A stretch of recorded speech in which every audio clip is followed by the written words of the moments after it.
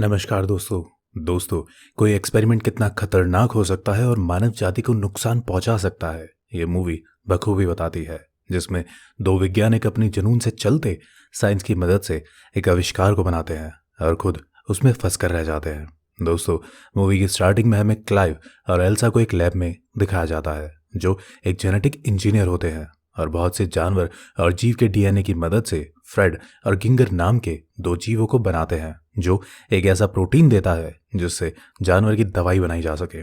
और सक्सेसफुल होने के बाद जॉन और विलियम बार्लो से एक मीटिंग में मिलते हैं और उन्हें बताते हैं कि वो लोग उन दोनों जीवों की मदद से एक इंसान और जानवर के मिक्सचर का एक हाइब्रिड बनाना चाहते हैं, जिससे इंसान को एडवांस बनाया जा सके और साथ ही इंसान की कई बीमारियों के बारे में पता लगाकर उन्हें रोका जा सके। लेकिन वो लोग उनकी बात से सहमत नहीं होते हैं और उन्हें बताते हैं कि वो लोग इंसान पर प्रयोग नहीं कर सकते, क्योंकि इससे गवर्नमेंट और लोग उनके विरुद्ध हो जाएंगे। और वो लोग उन्हें फ्रेड और गिंगर से वो प्रोटीन निकाल कर उसे दवाई के रूप में इस्तेमाल करने को कहते हैं और सभी लैब में दवाइयां बनाने के काम को आगे बढ़ाने को कहते हैं, जिससे जानवरों के इलाज में उसका उपयोग हो सके। लेकिन क्लाइव और एल्सा उनकी उस बात से सहमत नहीं होते हैं और मीटिंग के बाद क्लाइव एल्सा से नौकरी छोड़ने को कहता है। लेकिन एल्सा उसे बताती है कि उन्होंने जो भी प्रयोग किए हैं उन सब पर सिर्फ कंपनी का अधिकार है और वो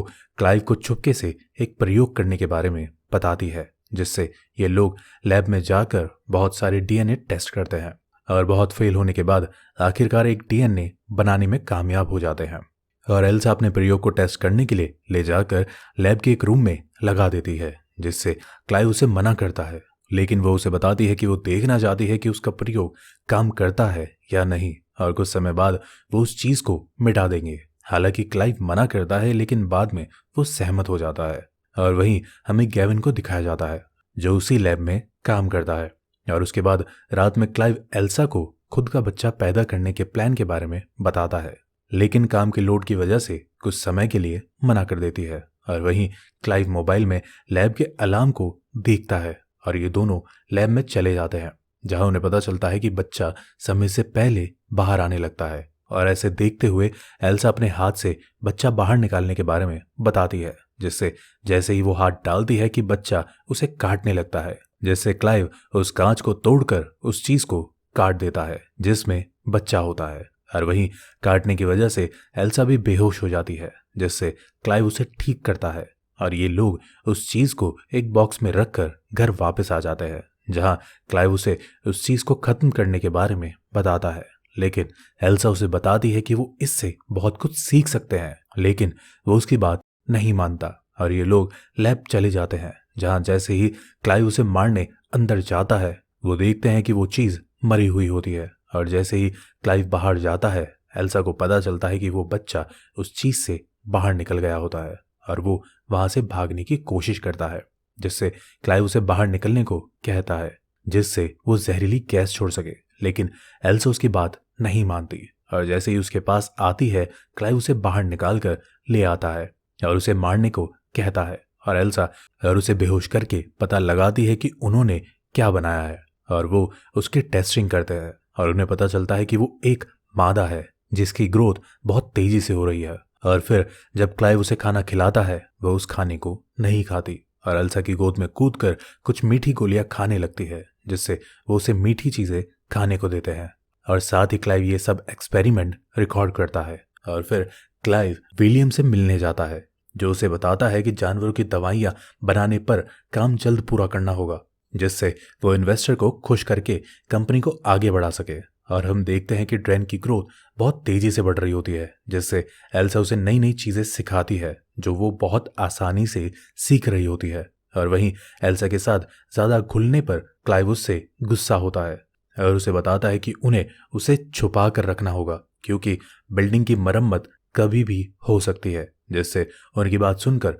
गैविन चुपके से लॉक खोलकर अंदर आ जाता है और तभी ट्रेन उस पर हमला कर देती है, जिससे एल्सा उसे उससे दूर करती है। और यह देखकर केविन वहां से भाग जाता है और ये लोग उसे नीचे बेसमेंट में ले जाकर छुपा देते हैं। और वहीं ड्रेन की हालत भी खराब होने लगती है और क्लाइव गेविन से जाकर मिलता है और उसे समझाता है जिससे गेविन उसे बताता है कि उसे एल्सा को रोकना चाहिए था और वहां से चला जाता है। और वहीं ड्रेन की तबीयत भी बहुत ज़्यादा खराब होने लगती है, जिससे वो मरने लगती है और क्लाइव उसे पानी में डुबा देता है, जिससे एल्सा उसे रोकती है, लेकिन ऐसा करने से वो बच जाती है और हमें पता चलता है कि उसकी बॉडी में मछली का डीएनए होता है, जिससे क्लाइव उसके साथ ऐसा करता है। और ड्रेन को एक रूम में छोड़कर क्लाइव और एल्सा रोमांस करते हैं और ऐसा करते हुए ड्रेन उन्हें देख लेती है। और उसके बाद एक फंक्शन में क्लाइव और एल्सा इन्वेस्टर और लोगों के सामने अपने प्रयोग को दिखाते हैं, लेकिन तभी वो दोनों जीव फ्रेड और गिंगर एक दूसरे को मारना शुरू कर देते हैं और कांच को तोड़कर बाहर निकलकर मर जाते हैं, जिससे जॉन उन पर नाराज होता है और क्लाइव उन्हें बताता है कि गिंगर जो मादा होती है उसकी बॉडी में अचानक चेंज आने से नर बन जाती है, जिससे ये एक दूसरे को मार देते हैं। और क्लाइव उन्हें बताता है कि वो दोबारा उन जीवों को बना लेगा, लेकिन जॉन के पास समय की कमी होती है क्योंकि उसे इन्वेस्टर को भी जवाब देना होता है, जिससे वो उनसे नया प्रयोग करने को मना कर देता है। और वहीं बिल्डिंग की मरम्मत शुरू हो जाती है, जिससे गेविन उसे यहाँ से बाहर निकालने को कहता है और एल्सा उसे गाड़ी में बिठाकर अपनी माँ के घर ले जाती है जो मर चुकी होती है। और जैसे ही ये उसे गाड़ी से बाहर निकालते हैं वो भाग जाती है, जिससे ये उसे ढूंढते हैं और हम देखते हैं कि वो एक जानवर का मांस खा रही होती है, जिससे ये लोग उसे घर ले आते हैं और उसे एक जगह छोड़ देते हैं। और सुबह ये लोग ऑफिस आ जाते हैं